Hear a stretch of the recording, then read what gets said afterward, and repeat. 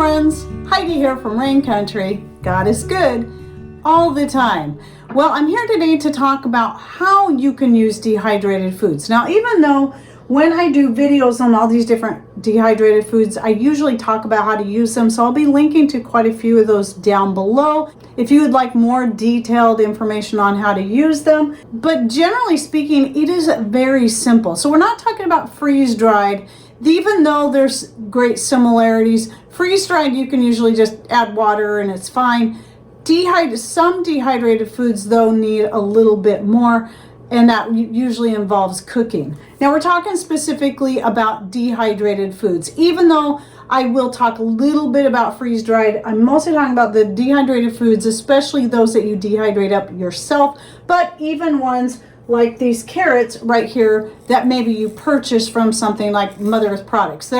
Even though I can dehydrate up carrots and onions and all that, because I don't get a lot of onions and carrots to dehydrate myself, and when we do grow carrots, I like to eat those fresh, but I still like using carrots a lot in things, and I really like the size of Mother Earth products carrots. I will go ahead and buy those from them, plus a few other things. Some of the things I buy are dehydrated, some are freeze-dried.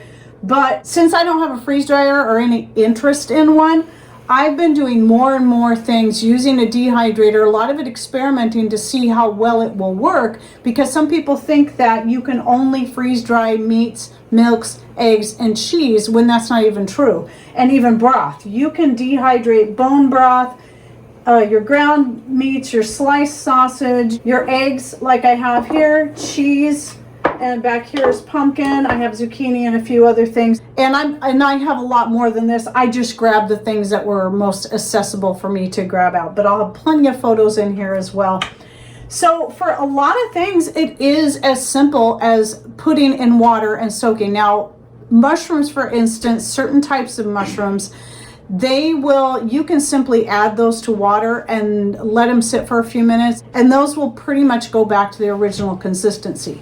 Not all things will do that when you're talking about dehydrated foods, such as zucchini is not one that will do that. If you just soak it, you'll soften it, but zucchini is one of those that does better if you cook it. So this is something I definitely use a lot in sauces, gravies, soups, and stews. And you can do that with any of your dehydrated foods. You can and that's what I do with the carrots too. I just throw them into whatever it is I'm cooking that has some kind of liquid base already, and then it rehydrates as it's cooking. So I do like using the carrots and the zucchini a lot in most of my red sauces, whether it be like in this image right here. I made tamales the other day, so my tamale sauce, I'll throw that in along with my mixed greens blend that's all from my garden. I use tomato flakes to make the sauce. These are from my own garden as well. Or you can even throw in, if you want chunks of tomatoes, throw in some of your dehydrated tomatoes and onions and garlic and and herbs and so on. I just throw that all in there and then mix it and then let it cook all together, because it has to cook anyway.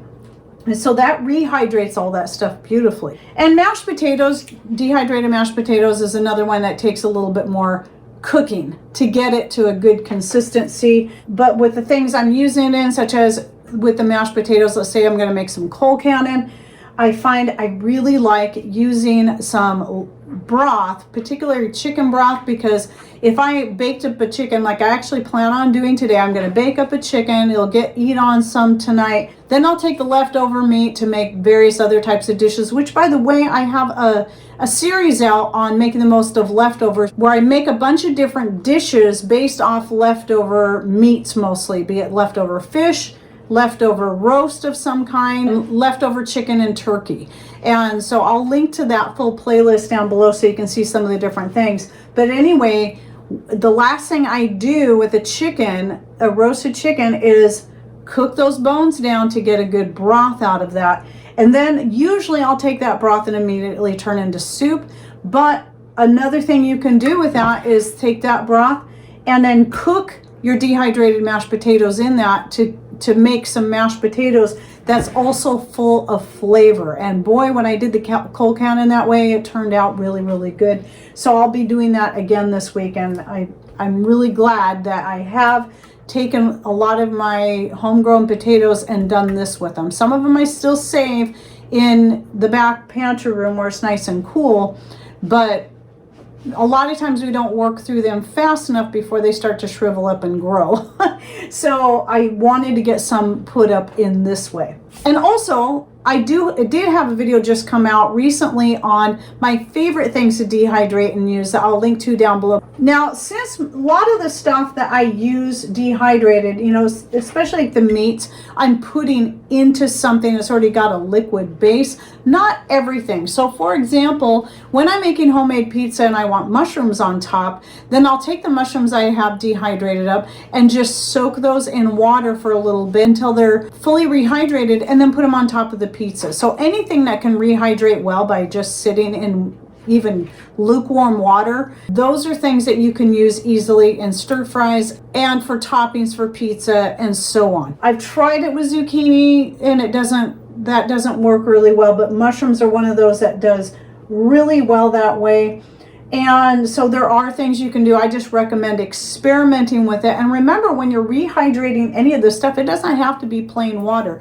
You can rehydrate it in some wine, be it your homemade wine, store-bought wine, anything that you're going to cook that typically you're going to use that flavor, because some people like to saute in butter and wine, and I like to do that sometimes when I'm doing certain types of sautés.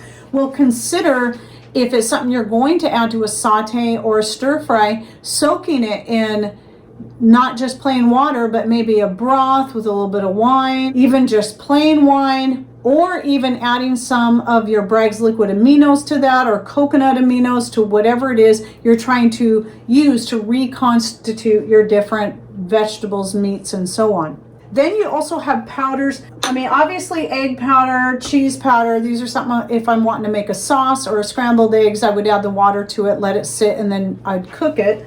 And then, but something like pumpkin powder, you can, or any type of squash powder, sweet potato powder, you can use to make cookies and pies and breads. You just add your water to get the consistency you want until it's like it would be if it was canned and pureed, and then add that to your dishes. And I've been using the pumpkin powder mostly. I still haven't made a pie with it yet, because at our last gathering somebody else made the pumpkin pie, so I ended up not making a pumpkin pie. But I've used this several times in various things, especially in making my homemade pumpkin cookies. And I also add the powder to the icing. So that's another thing, is that when you powder up some of your various things, then those are great to add as flavoring to whatever, whether it be adding into your different breads, and that can be pancakes, or adding to oats. So adding pumpkin powder to oats with some spices like a little cinnamon and nutmeg and cloves is really good.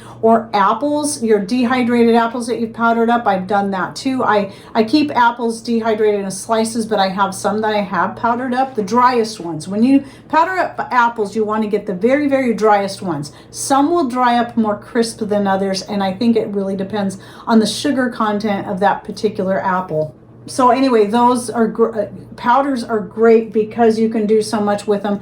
With apples, you can just add water and make an apple sauce. And then, like I've mentioned several times, making baby food. So right here I have some orange powder, I have some beef powder. The beef and the carrot powder and the green bean powder were ones that I had canned previously, then took them out and pureed them, and then dehydrated them, and then powdered them up in my blender, so that I have something that's quick and easy I can mix up to make baby food for when my youngest grandbaby's here.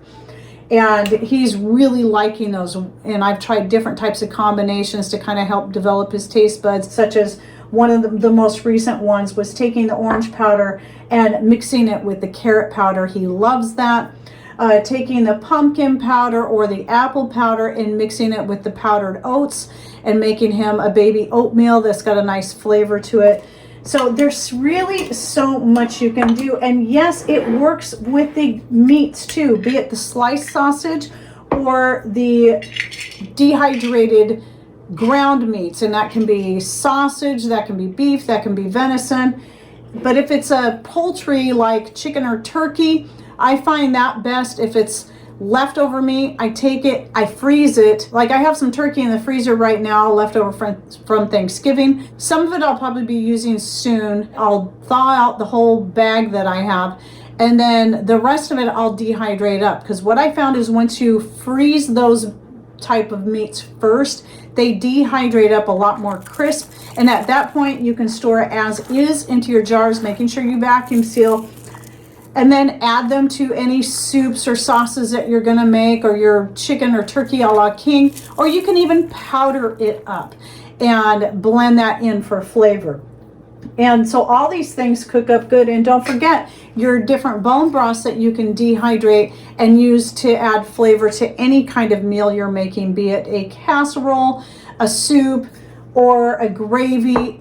So many things you can do with the bone broth, and I'm always finding more things to do with it. The more now that I've been dehydrating it for a year, I use it a lot more in this way, because I can just take out a little bit at a time.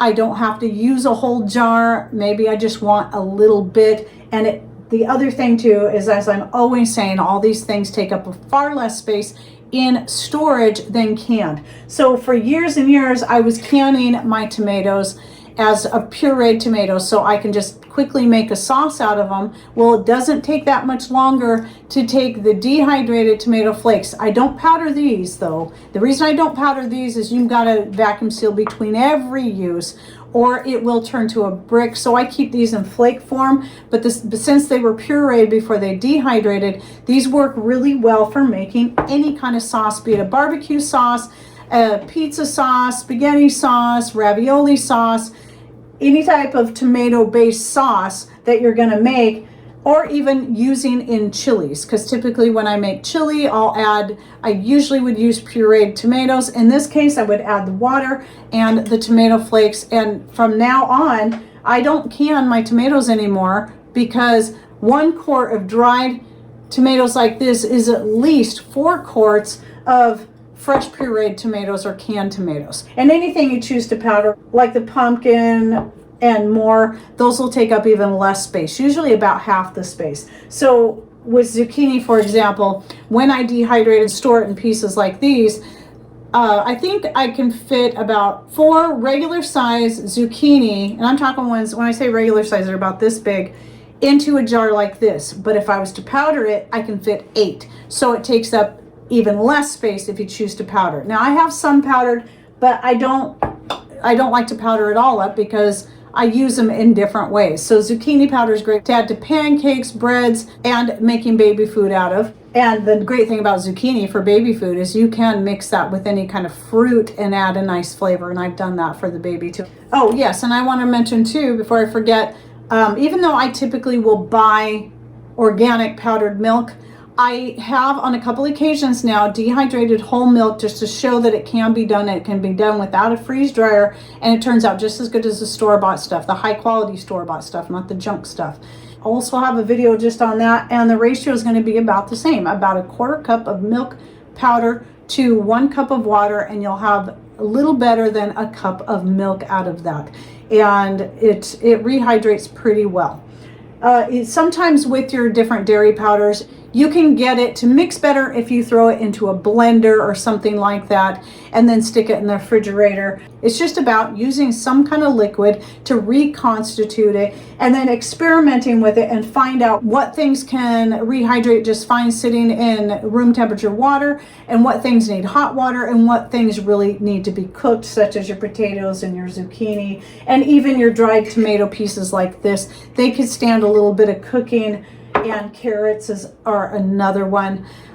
Freeze-dried stuff a lot of times just needs to be soaked, and that's good enough. But typically a lot of the things you're going to freeze dry, you're going to cook anyway. So one thing I do like to buy freeze-dried from Mother Earth Products is their organic sweet corn. It is so good, and we have yet to grow a good sweet corn here, so that's something I can have on hand to add to the soups that I would like to have whole corn in. And so I'll use that. And then one thing I will add the benefit of certain freeze-dried foods, like specifically fruits, is when they're freeze-dried, they're a lot easier to powder up. Some fruits that you dehydrate can powder up pretty well, but not all. But I'm going to keep experimenting with some. Just have a higher sugar content that make it a little more gummy and harder to powder up. You know, even the orange powder here, it's actually really dry, but it tends to want to clump because of the sugar content in there. But freeze-dried does powder up better if you're wanting to use it for flavorings in icing, smoothies, and whatnot. And then the other thing is that certain freeze-dried foods hold their flavor better. So if you're talking about making flavored extracts, freeze-dried might be the better way to go than dehydrated. And yes, I do recommend using dried fruits for making your flavored extracts. So I have made raspberry extract, cherry extract, pineapple extract, and a few others using the Mother Earth Products freeze-dried foods that I do purchase and keep on hand. But anyway, those are easy to use in that way. So, and then of course my dried herbs, I dry all of my herbs and I use those for making medicinal extracts, syrups, and teas, and obviously adding to flavor my different sauces and so on, depending on what it is. Okay, well, that's just a brief rundown on using your dehydrated goods. A lot of people feel kind of clueless and they're too afraid to try. Just try. And if you have to add more water, add more water, add more liquid. If you have to cook it, then cook it. You'll learn as you go. That's the best way to learn, is through the experience, which is how I've learned. I just started doing it, mostly starting with throwing certain vegetables into soups. The more you do, the more you'll figure it out. And instead of linking to a whole bunch of different videos on dehydrating, I'll just put the playlist, the dehydrating playlist. That way, when you open that up, you can see all those dehydrating related videos in there, and then pick and choose the ones you want. So if you want the one on the tomato flakes, the mashed potatoes, the sausage, the ground meats, the eggs, the cheese, and so on, you can just look into those. And in each one I do go into more detail about how I use them in various things. And any other information I can think to put down below, or videos I have that might be helpful, I'll also put those in the description box. So don't forget to click on the, if you're on a computer, you'll see a long horizontal box right below this video screen. Click on that, anywhere on that long horizontal box, to open up that full description box to find the links. If you're on a smart device, it's usually something over on this side. It's either going to be the word more, it's going to be an arrow. It's all going to depend on your smart device, but typically it's found over here. And if anyone has any input, what are your favorite things to dehydrate? And then how do you then reconstitute them and use them in various dishes? All right, well, thanks for watching. Take care and God bless.